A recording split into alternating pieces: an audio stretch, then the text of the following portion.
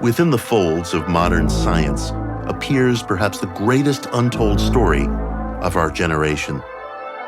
It is the simple but seismic truth that the psyche is capable of gleaning information beyond the five senses and all known technology. In plainest terms, this capacity is called extrasensory perception, or ESP. Decades of replicated and bulletproof findings validate this rejected fact of human nature. We are beings both material and immaterial, physically limited and elevated by laws and forces we've only begun to codify. Join me, Mitch Horowitz, as I explore the history, struggles, and proofs of parapsychology, uncovering the extraordinary evidence that ESP is real.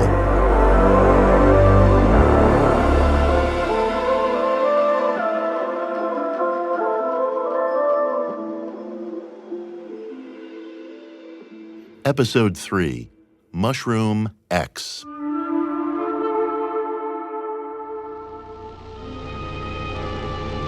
Science has not yet given it a name, for science knows scarcely anything about it. But it is felt that X might have one remarkable quality, that it stimulates extrasensory perception, enabling the mind to become telepathic and clairvoyant. Now, that's a rather large claim. Is it true or false? The answer to that question took us on a unique and distant journey. One of the most important figures in psychical research died of heart failure in 1992 at the tragically young age of 46. I referenced him in the previous episode. His name is Charles Honorton, called Chuck by friends. He had struggled with lifelong health issues connected in part to dwarfism. Honorton's passing was a tremendous loss for parapsychology. It was the near equivalent to losing Einstein at the dawn of his relativity theories. It is critical to understand what he accomplished. Around 1960, the self-taught researcher began corresponding with J.B. Rhine from his St. Paul, Minnesota home at age 13. The prodigy had consumed all of the books on parapsychology at his local library. To learn more, a high school teacher suggested that the boy write directly to the famous parapsychologist. He and J.B. began exchanging weekly letters for more than a year and a half. Rhine invited Chuck at age 15 to take an expense-paid summer course at the Parapsychology Laboratory in Durham. Upon the boys' arrival, their tempestuous relationship began. Although generous with his time and efforts, J.B. believed that American culture over-coddled young people. Hence, he could go from generous to gruff. The teen reached the lab on a Friday following an exhausting 2-day and 2-night bus trip. Rhine was leaving for the day and gave him only a brief greeting before turning him over to a junior colleague whom the erudite youth found unimpressive. "I nearly turned back," Honorton recalled, deterred only by the grueling nature of the trip. He swallowed his doubts and stayed, but tensions lingered.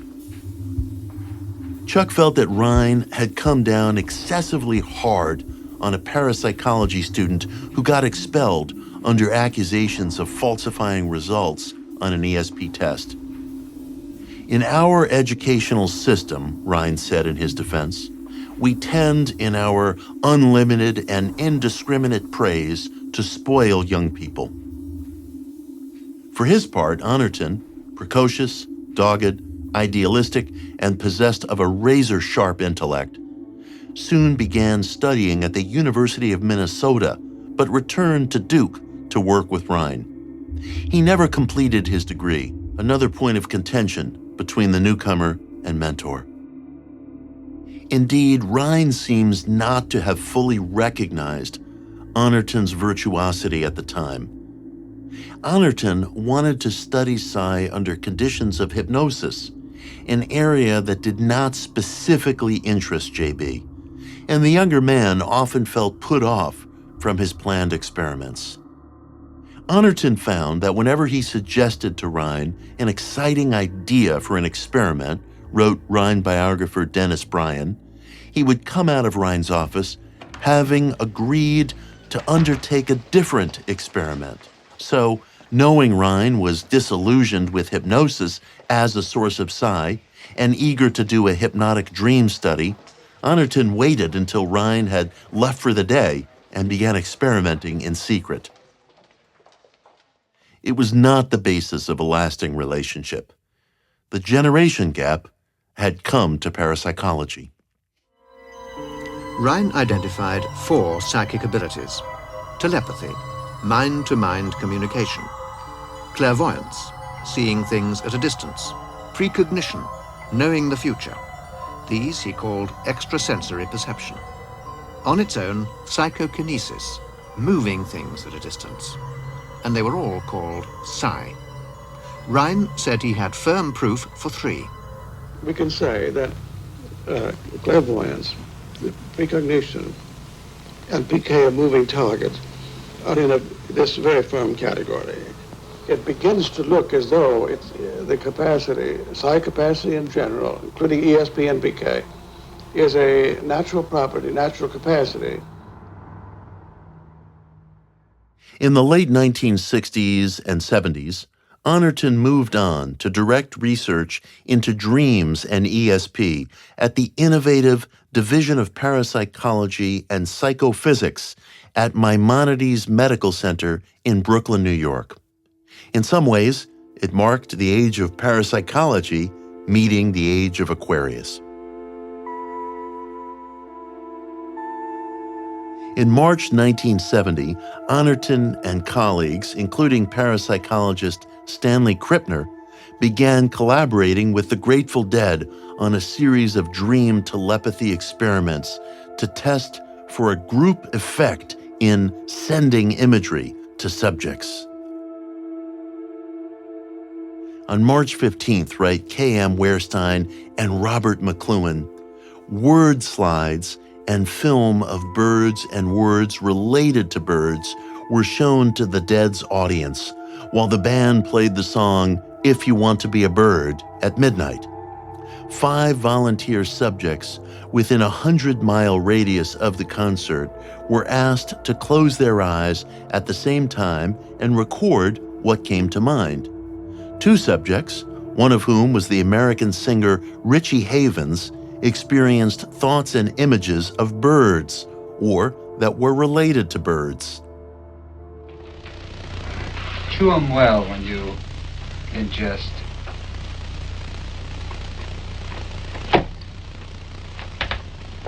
Not bad, are they? Tastes just like mushrooms. And one more for you. Oh, dry. All right. What now? Now we'll lie you down on the bed. What for? We'll do some physical testing before the effects of the mushroom take hold. Although J.B. Rhine had brought a rather buttoned-up image to parapsychology, the fact is parapsychology's intersection with the culture of psychedelia had a historical lineage of its own. William James himself was known to take nitrous oxide during his career to help him, as he saw it, get into the mindset of a mystic who perceived unities and connections that were lost on the rational mind. Charles Honorton's collaborator at Maimonides Medical Center, Stanley Krippner, took psilocybin in 1962, during which he had a premonitory vision of the Kennedy assassination. And finally, there was Andrei Puharich, a remarkable, energetic, and nonconformist investigator who in 1959 identified a psychedelic strain of mushroom in southern Mexico, which he termed Mushroom X. And Puharich was of the conviction that ingesting Mushroom X brought on or heightened ESP activity. That year, he collaborated with television host and producer John Newland to record an episode of a paranormal television show, One Step Beyond, that usually dramatized episodes from the annals of parapsychological literature. But in its one and only episode that was actually documentary in nature, Puharich and Newland traveled to southern Mexico, where the host and several other subjects ingested this psychedelic fungi and were subjected to ESP testing by Puharich, during which time the host, Newland, achieved 12 hits out of 50 on a deck of cards, which was considered statistically significant, got 3 out of 16 page numbers correct in a book, and, most intriguing, according to Puharich, was that Newland was able to venture 6 adequate descriptions out of 8 pictures that were shielded while he was attempting to get a hit under the influence of Mushroom X. It's a marvelous sensation. You know, Andre, I think I understand a little why for so many centuries they have called this mushroom sacred.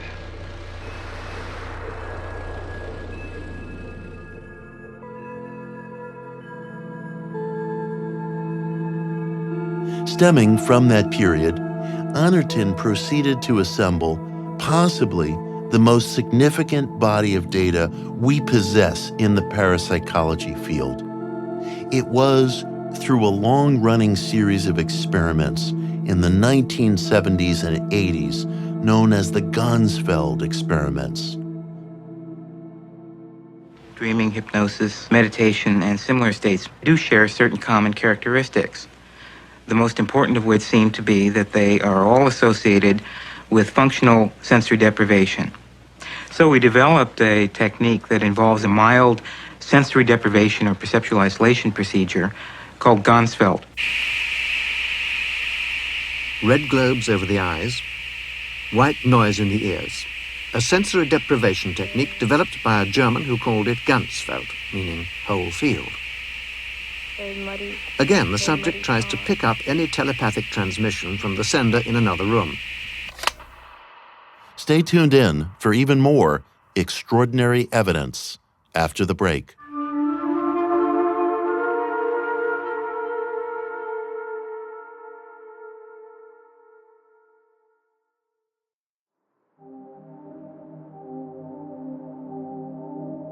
In designing his experiments, Honorton harkened back to the earliest days of modern psychical research in the 1880s, when Nobel laureate and SPR president and biologist Charles Richet studied telepathy with subjects under hypnosis.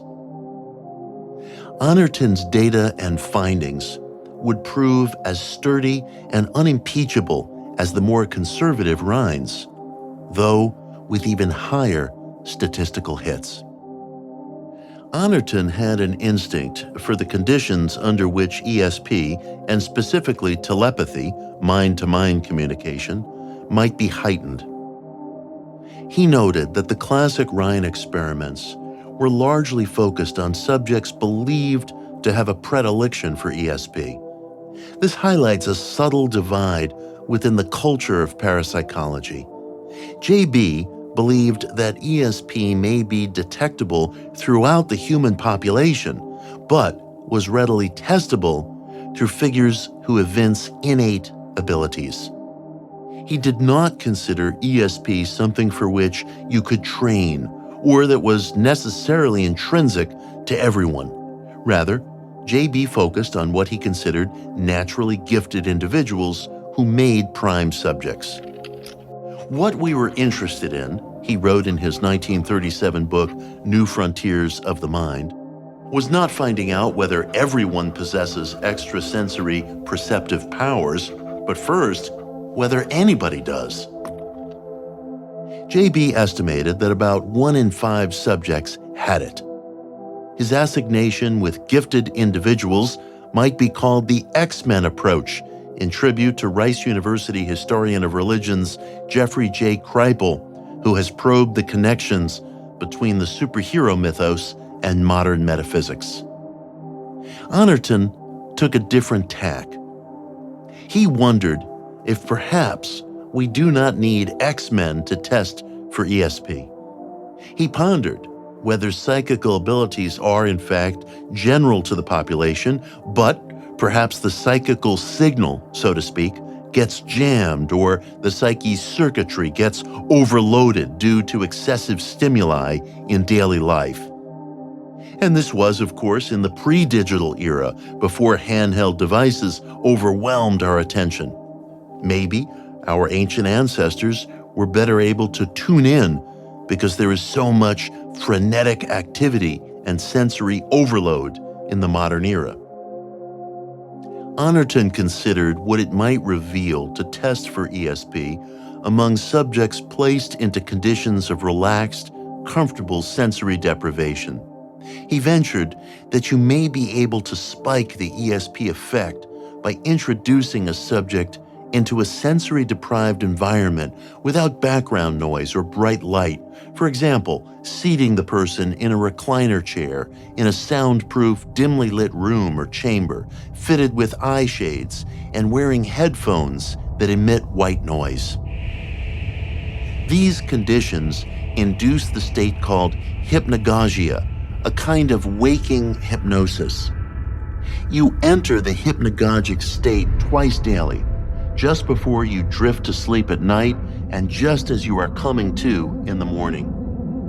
It is a deeply relaxed, motionless condition in which you might experience hallucinatory or morphing images like the bending clocks in a Salvador Dali landscape. Or you might experience aural hallucinations or tactile sensations of weightlessness or heavy limbs. You may experience bodily paralysis. Yet, you remain functionally awake insofar as you are self-aware and able to direct cognition. Early 20th century French mind theorist Émile Coué, without the benefit of modern neuroscience and sleep studies, which have affirmed his instincts, reasoned that this in-between state is prime time for reprogramming your subconscious through self-suggestion. He called the practice conscious autosuggestion, which is basically self-hypnosis. For this, Coué prescribed his all-purpose mantra, day by day, in every way, I am getting better and better. He said you should gently whisper the mantra to yourself 20 times just before you drift to sleep at night, and another 20 as you wake in the morning. The morning state is sometimes called hypnopompia. Hypnagogia and hypnopompia are similar, with some differences, such as hallucinations occurring somewhat more commonly during the nighttime state. Since hypnagogia is an apparently inviting period for self-suggestion, the mind is supple, the body relaxed, and the psyche unclouded by stimuli, Honorton pondered if these conditions might facilitate heightened psychical activity. To test for telepathy, he placed one subject, called the receiver, into the relaxed conditions of sensory deprivation I have described, while a second subject, called the sender, is seated outside the sensory deprivation tank or in another space. In the Ganzfeld experiments, the sender attempts to transmit a pre-selected image to the receiver. After the sending period ends, the receiver then chooses among 4 different images, 1 target image and 3 decoys, to identify what was sent. Like Zener cards, there appears a randomly selected target, like a bird, house, or rocket ship, on each successive trial, and, in this case, a 1 in 4 or 25% chance of guessing right. In meta-analyzed data, subjects on average surpassed the 25% guess rate. Depending on the analytic model, the most stringently produced experiments demonstrated an overall hit rate of between 32% and 35% as examined in a 1994 meta-analysis. Since the mid-1970s, this data has, in varying forms, been replicated by dozens of scientists across different labs in different nations, often under increasingly refined conditions. The Ganzfeld experiments not only documented a significant psi effect, but also suggested that a detectable ESP or telepathic effect may be more generally distributed among the population. The protocols themselves suggested conditions under which psi phenomena is most likely to appear.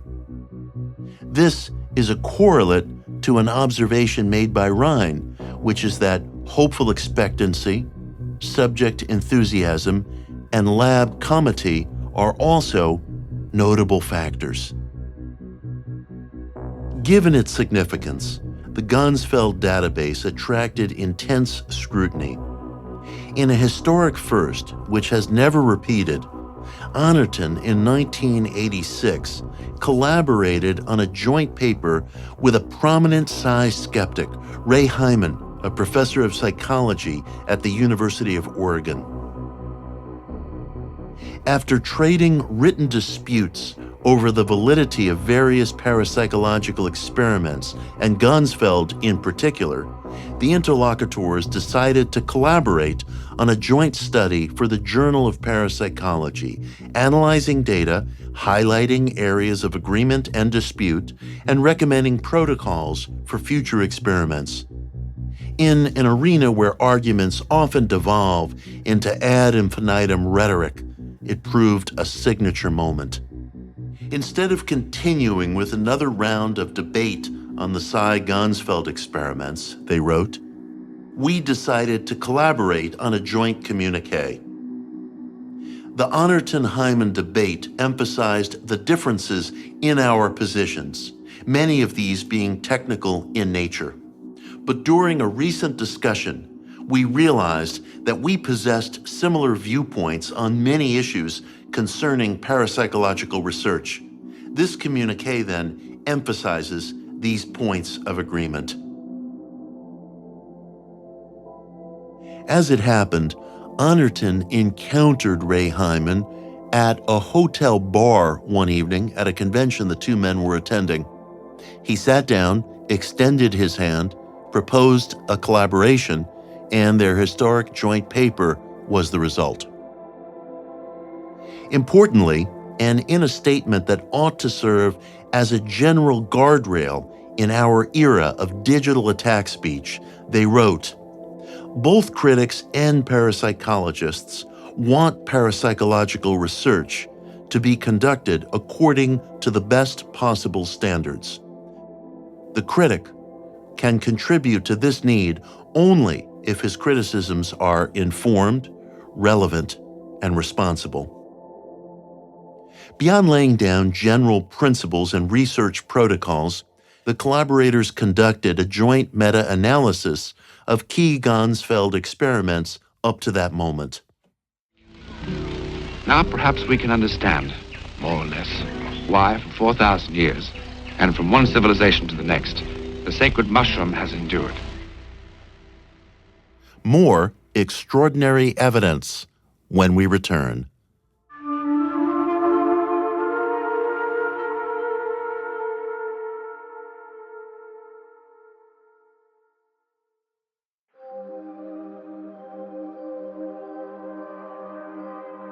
The database analyzed by Hyman and Honorton, wrote UC Irvine statistician Jessica Utz, consisted of results taken from 34 reports written by a total of 47 authors.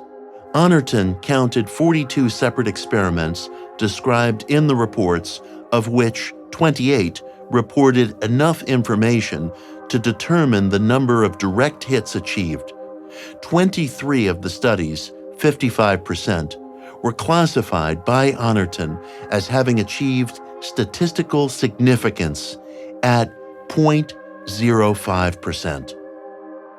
That last figure, called the p-value, meaning p for probability is less than or equal to 0.05%, is the commonly acknowledged bar of statistical significance within academic literature. Your null hypothesis, or a lack of ESP effect in this case, has a less than 5% chance of being right. This success rate is similar to Honorton's findings in a 1978 meta-analysis.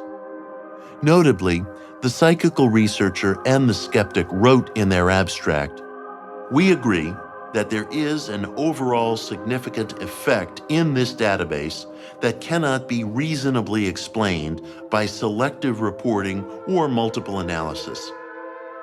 And further, within their paper, although we probably still differ on the magnitude of the biases contributed by multiple testing, retrospective experiments, and the file drawer problem, we agree that the overall significance observed in these studies cannot be reasonably explained by these selective factors. Something beyond selective reporting or inflated significance levels seems to be producing the non-chance outcomes. Moreover, we agree that the significant outcomes have been produced by a number of different investigators. They continued, "If a variety of parapsychologists and other investigators continue to obtain significant results under these conditions, then the existence of a genuine communications anomaly will have been demonstrated. The demonstration of an anomaly, of course, does not explain it. Such a demonstration would, however, be very important because it would require acknowledgement that there is indeed something to be explained, and the debate would then shift towards such efforts. Whether the anomaly is ultimately to be considered paranormal will depend on further developments, such as the extent to which the findings can be brought under lawful control and the construction of a positive theory of the paranormal." Hyman insisted that none of this was proof of Psi, although he later allowed that contemporary Ganzfeld experiments display methodological and statistical sophistication well above previous parapsychological research. Despite better controls and careful use of statistical inference, the investigators seem to be getting significant results that do not appear to derive from the more obvious flaws of previous research. In sum, here was a key psychical researcher and a leading skeptic, Hyman counted among the few skeptics who conducted his own research, disagreeing over the general nature of the ESP thesis, a reasonable disagreement, but affirming that the most important psychical data of the period proved unpolluted, and that the methodology of the studies in their sample reflected significant improvement from the dawn of the experiments in the early to mid-1970s and warranted further refinement, to which their paper was also dedicated. But the key data, they wrote, was free from substantial error, flaw, corruption, fraud, misinterpretation, mishap, or selective reporting. To recap, Hyman agreed that a statistically significant effect appeared and justified further research. That's all. No concession of belief in ESP, nor was any needed. Just an informed critique by a parapsychologist and a career-long skeptic. both with significant credentials, concluding that the data and practices were normative and a statistically significant anomaly appeared. To the best of our knowledge, Hyman and Honorton wrote, this is the first time a parapsychologist and a critic have collaborated on a joint statement of this type. And further, these propositions relate in general to how Psi researchers and critics can work together toward the resolution of their differences. It is tragic, both in terms of pathos and intellectual advancement, that Honorton died just 6 years after that paper was published. He was among the only parapsychologists able to reach across the partisan divide to a professional skeptic and create actual progress in terms of dialogue and research. That process has never repeated. Indeed, almost to the point of self-parody. Wikipedia's article on the Ganzfeld experiments introduced them as a pseudo-scientific technique with outsourcing. If Ganzfeld is pseudoscience, that term has lost all meaning. Most of the ESP debates are more a reflection of human nature than of actual intellectual dispute. But still, it is worth asking why this chasm has remained so wide, so unbridgeable, and so marred by repetitive and even deceptive tactics. Thank you for listening to Extraordinary Evidence, ESP is Real. This series was produced by Jim Perry and John McEdward for Spectre Vision Radio, edited by John McEdward, with original music by Dean Hurley, written and narrated by me, Mitch Horowitz. Join us for Episode 4, The Empire Strikes Back, where we encounter the rise and reaction of professional skepticism, which nearly decimates the field. When this program began, the question was, were the claims for the mushroom true or false?